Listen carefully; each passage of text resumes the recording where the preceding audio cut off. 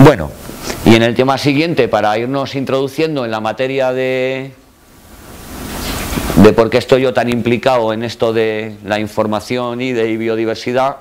pues parte de nuestra participación en uno de los últimos proyectos de la generación e-content que os decía, que se llamó Nature SDI Plus, que era el establecimiento de una red de buenas prácticas en infraestructura de datos espaciales para conservación de la biodiversidad.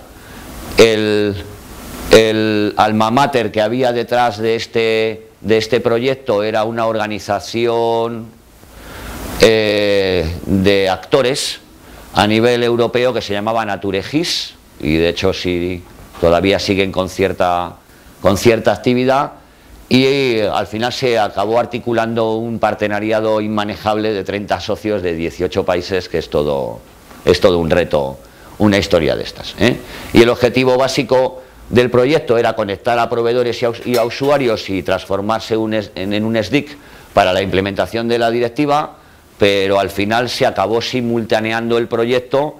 con, por un lado, las últimas versiones de las especificaciones para lugares protegidos del anexo 1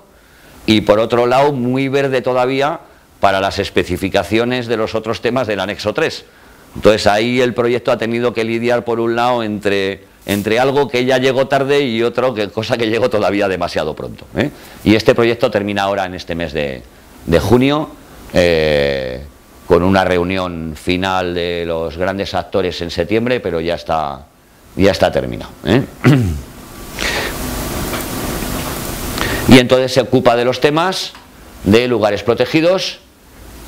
anexo 1, como decía, y regiones biogeográficas, hábitats y biotopos y distribución de especies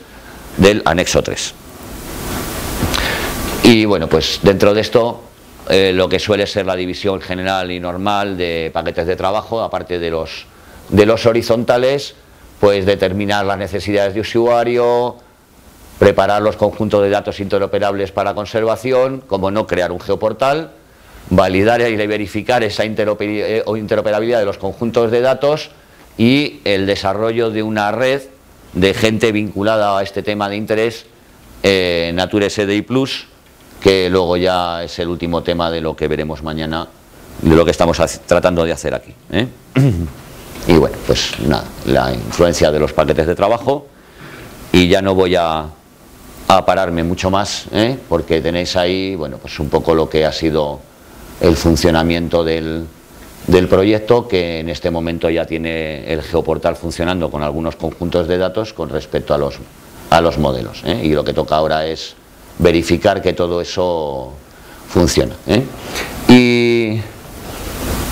de manera interesante tiene vinculado al site del proyecto pues un conjunto de iniciativas de formación y e-learning,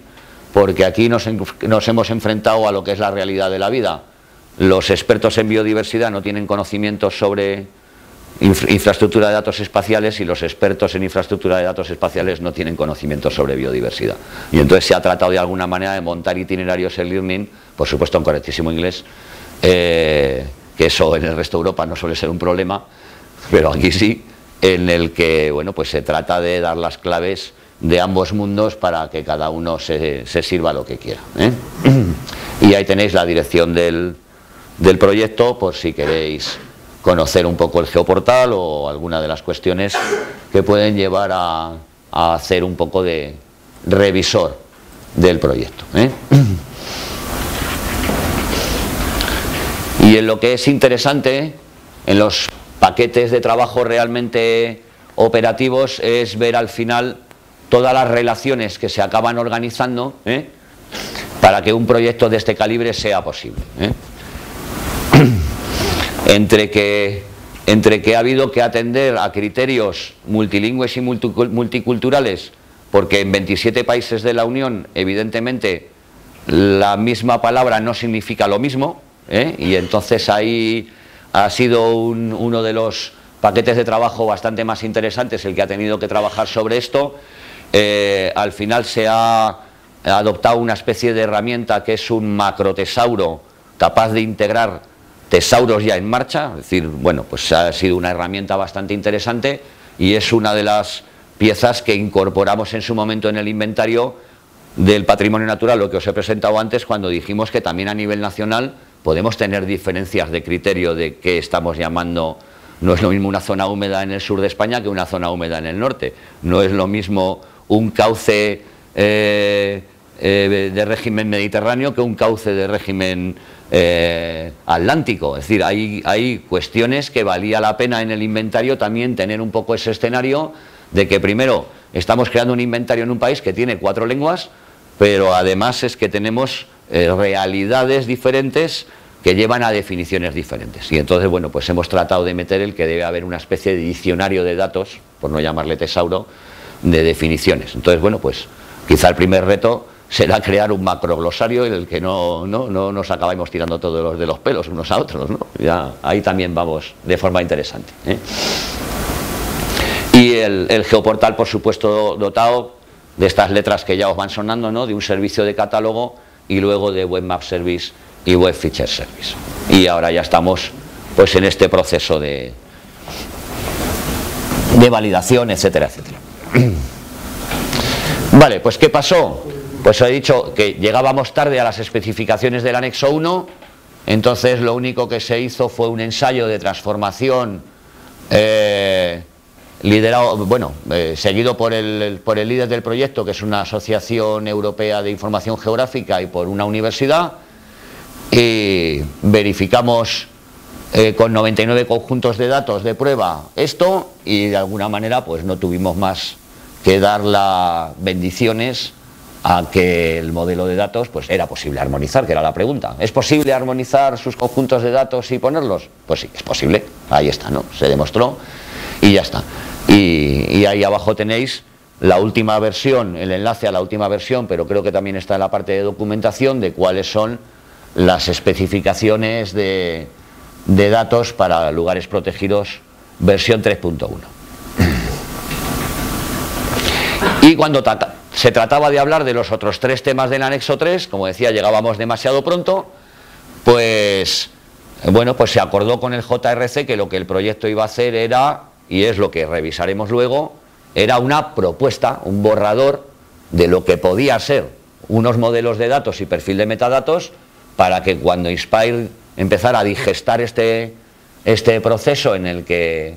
está participando nuestro amigo Paco, pues hubiera un material de partida. Todo eso del State of Play ya estaba digestado, el proyecto ya había hecho una evaluación de necesidades de usuario, o sea, había mucho trabajo ya hecho que valía la pena ponerlo a disposición de Inspire. Y así fue de alguna manera como se puso en marcha. Y entonces, en este momento hay funcionando un grupo de trabajo, bueno, están funcionando todos los grupos de trabajo temáticos de anexo 2 y 3, y hubo un punto de lanzamiento 19 y 20 de abril,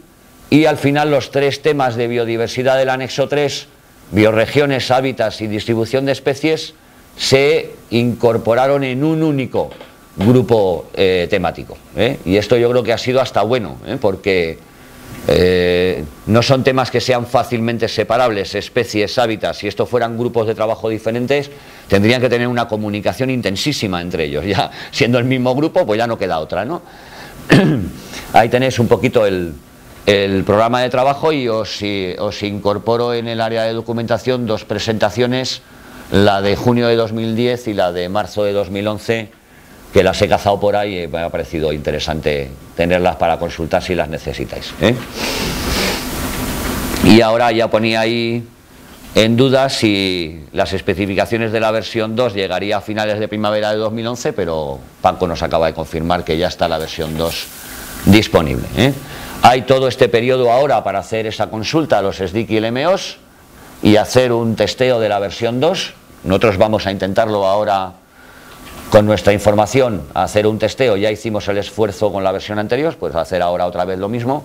y decir cuánto duele, y está previsto pues para que finales de 2011 se pueda liberar la versión 3, que ya llevará a lo que son realmente las normas de ejecución de estos temas, Y para todo el conjunto de lo que ha sido los grupos temáticos,